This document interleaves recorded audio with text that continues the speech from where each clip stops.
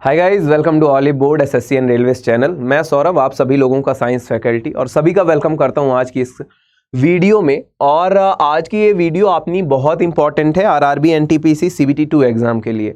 Last के 12 दिन बचे हैं। अगर आपसे आज काउंट करें तो 9 और 10 मई को आपका एग्जाम होने जा रहा है, ठीक है।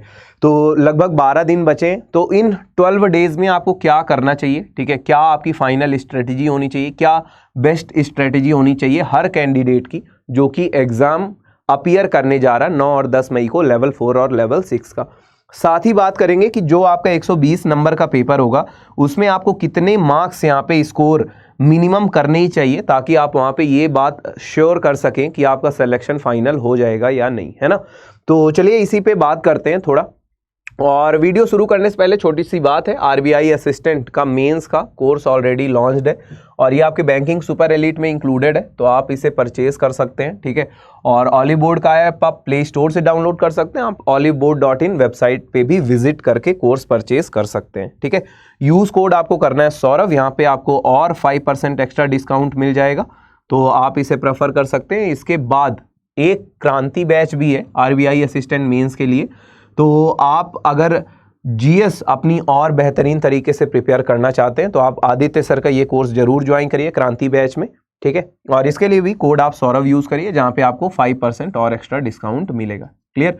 बाकी सारी डिटेल्स आपकी स्क्रीन पे हैं, आप सारी चीजें देख सकते हैं।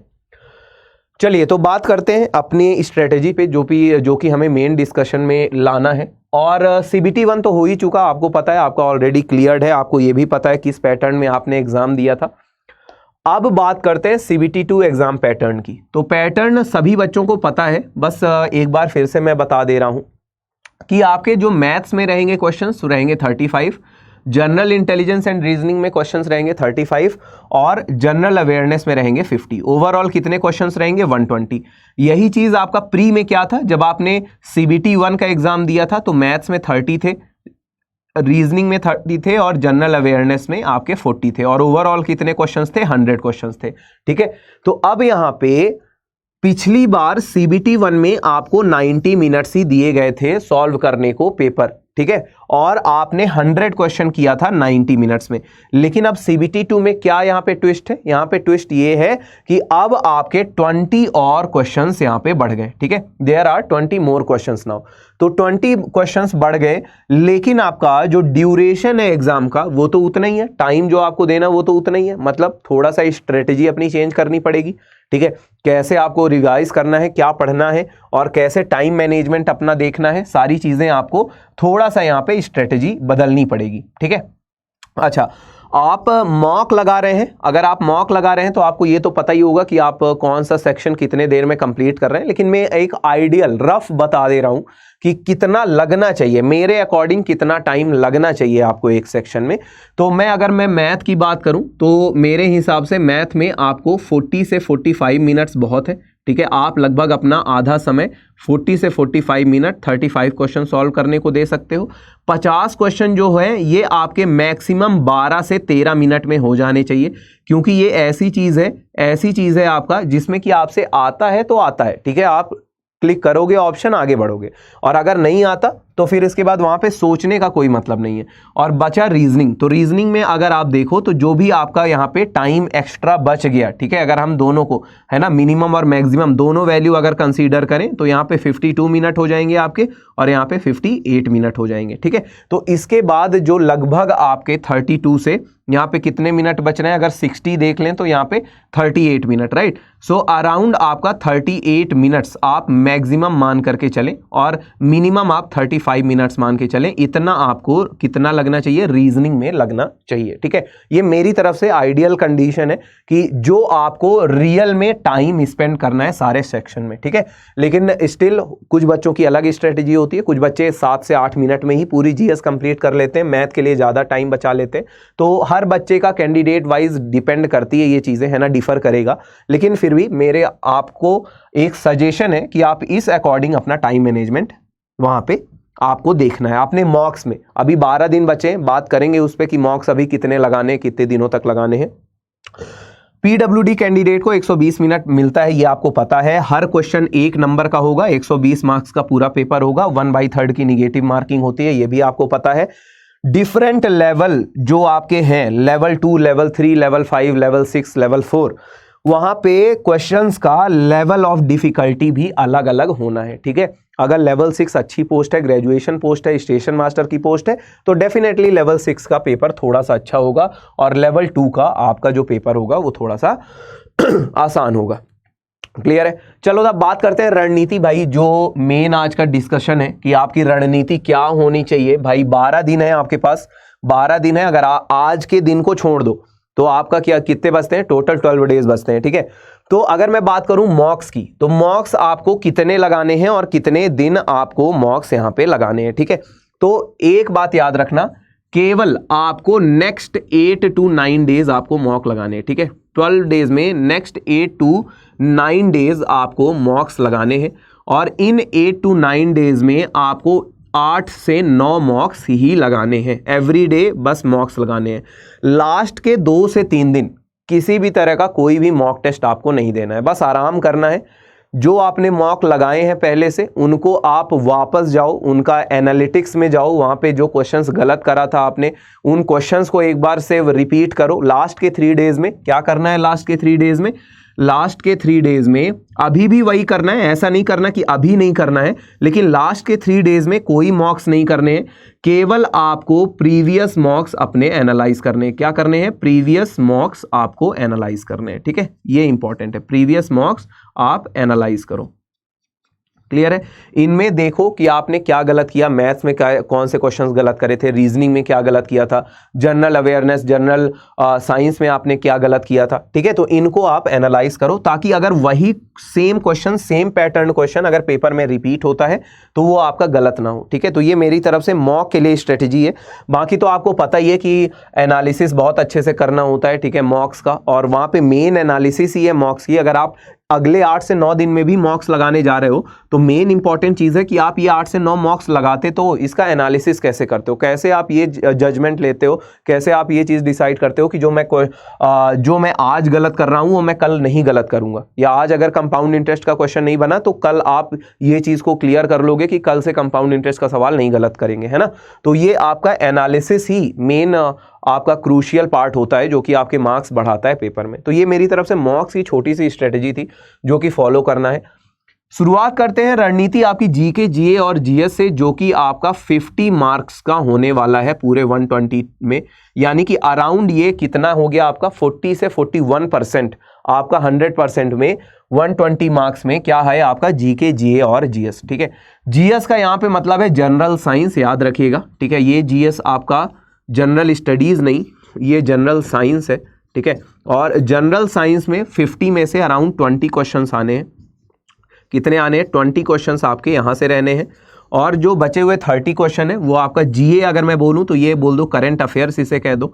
और जो जीके है, जीके में आपका सब कुछ आ जाता है, ठीक है। आपका बात करें तो हिस्ट्री आ जाता है, ठीक है। और आपका इसमें ज्योग्राफी भी आ जाता है, पॉलिटी आ जाता है, geography, polity, history, economics, static GK, ठीक है। ये सारी चीज़ें इसमें आ जाती हैं, ठीक है। इकोनॉमिक्स आ जाता है आपका, स्टैटिक पार्ट आ जाता है, सारी चीज़ें जो हैं वो आपका किस में आ जाती हैं, जीके में आ जाती हैं, ठीक है। ये पूरा जीके वाला पार्ट हो गया।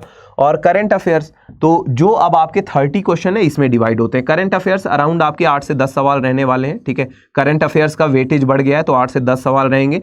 और स्टैटिक जीके जो भी बचे हुए आपके लगभग 20 सवाल यहाँ से भी आपके बनते हैं, ठीक है। तो ये पूरा लगभग 50 क्वेश्चंस का आपका ब्रेकअप रहेगा, ठीक है। ये 50 क्वेश्चंस का ब्रेकअप है।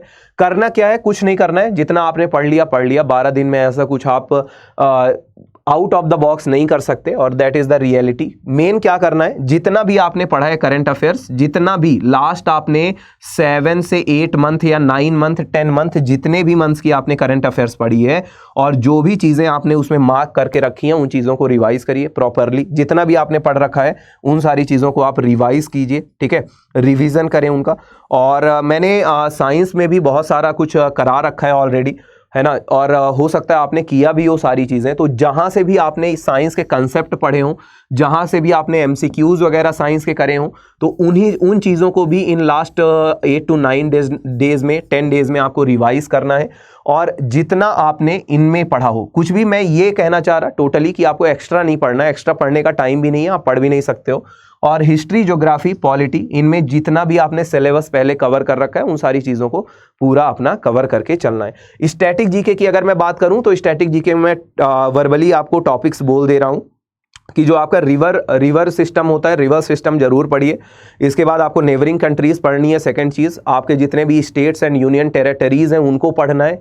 स्टेट और यूनियन टेरिटरी से क्वेश्चन कैसे आते हैं, जैसे कि आपसे पूछेगा फॉर एग्जाम्पल कि बांग्लादेश कंट्री है, वो हमारे इंडिया के कितने स्टेट्स की बाउंड्री को टच करता है, ठीक है, इस तरह के क्वेश्चंस। तो आपको थोड़ा स्टेट और हमारी बाउंड्रीज को देखना है, यूनियन टेरिटरीज के बारे में देखना है। लार्जेस्ट यूनियन टेरिटरी लद्दाख हो गई, स्मॉलेस्ट कौन सी है, ठीक है, तो इस तरह के सवाल आपके आएंगे। और इसके अलावा अगर मैं बात करूं तो डैम्स, ठीक है, डैम्स बहुत इंपॉर्टेंट है, लेक्स वगैरह इंपॉर्टेंट है, नेशनल पार्क वगैरह स्टैटिक जीके में देख लेना, ठीक है, तो ये सारी चीज़ें हैं। माउंटेन्स तो बहुत ज़्यादा इंपॉर्टेंट है, माउंटेन्स जरूर पढ़ के जाना, ठीक है। तो ये छोटा सा आपका जीके के लिए था। और जीके में आपने जितना पढ़ लिया, अब रिवाइज करने का टाइम है। और आप अपने मॉक्स जरूर एनालाइज कर लेना कि मॉक्स में जीके में जो सवाल गलत करे थे एक बार अपनी आंखों के सामने से गुजार लेना उसको, ठीक है। और बात करें अगर मैथमेटिक्स की, मैथमेटिक्स में मैं बोल रहा हूं प्रीवियस मॉक्स एनालाइज करो, कुछ और नहीं करना, मैं बड़े बड़े वर्ड्स में लिख दे रहा हूं, प्रीवियस मॉक्स अपने एनालाइज करना है, कुछ भी एक्स्ट्रा नहीं पढ़ना है। जितना आपने पढ़ लिया था वो करिए, प्रीवियस मॉक्स एनालाइज करिए, पहला पॉइंट। दूसरा, revise concept from your notes, ठीक है, आपको रिवीजन करना है कंसेप्ट्स अपने, जितना भी आपने पढ़ रखा है, कहाँ से, अपनी नोट्स से। एक नोट्स तो आपने बनाया ही होगा, अगर नहीं बनाया होगा तो फिर सबसे बड़ी गलती आपकी है। तो आपको सारे कंसेप्ट्स अपने रिवाइज करने हैं।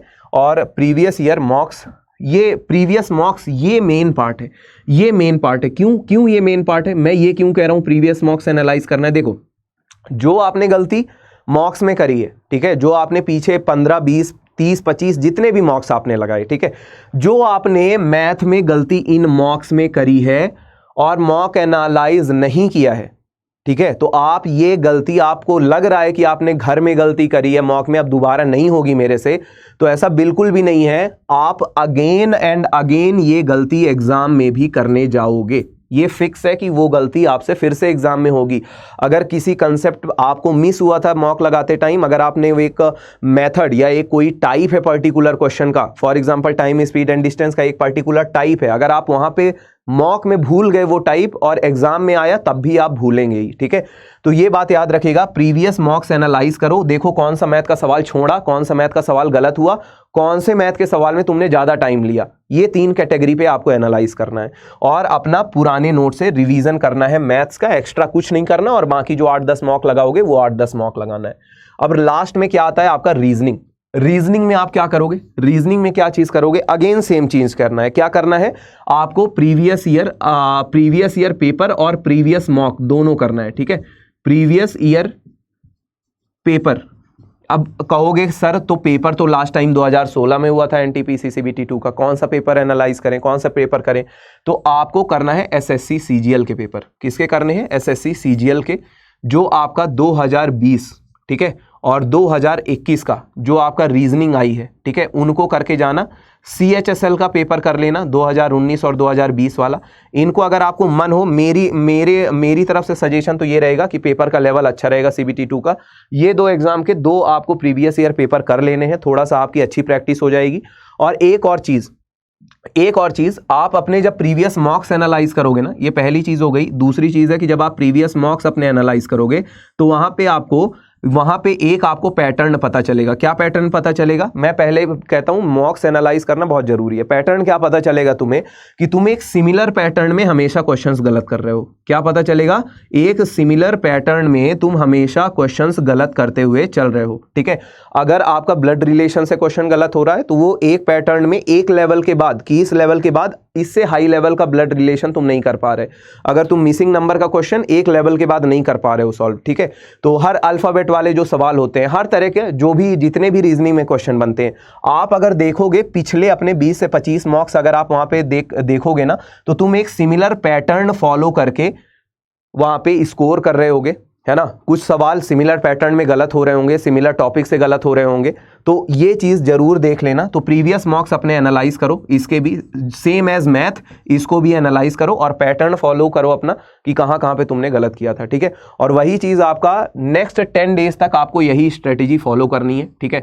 नेक्स्ट 10 डेज तक आपको यही स्ट्रेटेजी फॉलो करनी है और एकदम मतलब कहते हैं ना टेंशन फ्री होकर के अपना एग्जाम देने जाना है। लास्ट के 1-2 दिन आराम करना, मूवी वूवी देखना, ठीक है। क्योंकि अब ये स्कूल के पेपर तो है नहीं, ये स्कूल का पेपर तो है नहीं कि रात भर पढ़ा और सुबह जो कॉपी में लिखा हुआ था वही पेपर में आ जाएगा तो तुम कर लोगे, है ना। ऐसा पॉसिबल नहीं है। जितना साल भर पढ़ा है और जितने मन से पढ़ा है वही सारी चीज़ें पेपर में आनी है। तो ये वाले ऐसे एग्जाम्स हैं कि इनमें प्रैक्टिस है ना, रेगुलरिटी चाहिए। आपने कितनी मेहनत करी है पिछले साल 1.5 साल में, वो चीज़ मेन इंपॉर्टेंट यहाँ पे रखती है। लास्ट 2 दिन में पढ़ने से कुछ नहीं होता है ना। तो आराम करना लास्ट के 2 दिन, 10 दिन अभी पढ़ लो जो जो बताया। चलो, पसंद आया हो तो वीडियो लाइक ज़रूर करना, कमेंट करना, ठीक है। कैसा लगा, कौन सा वीक तुम्हारा पोर्शन है, ठीक है, कौन सी चीज़ तुम इंप्रूव करना चाहते हो, कितने मॉक्स में तुम्हारे स्कोर आ रहे हैं, ठीक है। ये सारी चीज़ें आप जरूर बताना। हाँ, एक और चीज़ मैंने वहाँ पे बोला था कितने मार्क्स चाहिए, तो कोशिश करो कि तुम्हारे 85 से एबव मार्क्स रहे, है ना।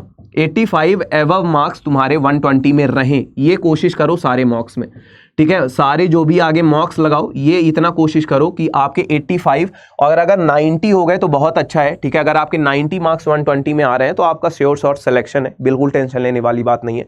तो इस पे भी एक बार नज़र डाल लेना। इतने तो आने ही चाहिए यार, जितना, क्योंकि कंपटीशन बहुत ज़्यादा है, आपको भी पता है, ठीक है। और ज़्यादा कैंडिडेट सेलेक्ट कर ले गए हैं। सेकंड जो रिवाइज्ड रिजल्ट आया उसमें और ज़्यादा कैंडिडेट सेलेक्टेड है, ठीक है। चलिए, तो स्कोर बताइएगा, मॉक्स में स्कोर कितने आ रहे हैं, ठीक है। और कमेंट करिएगा कैसा लगा वीडियो, शेयर जरूर करें दोस्तों के साथ। नए हैं तो सब्सक्राइब कर लें ऑली बोर्ड SSC चैनल को। मिलते हैं अगली क्लास में, है ना, और कुछ और डिफरेंट वीडियोज़ में। Take care, bye bye.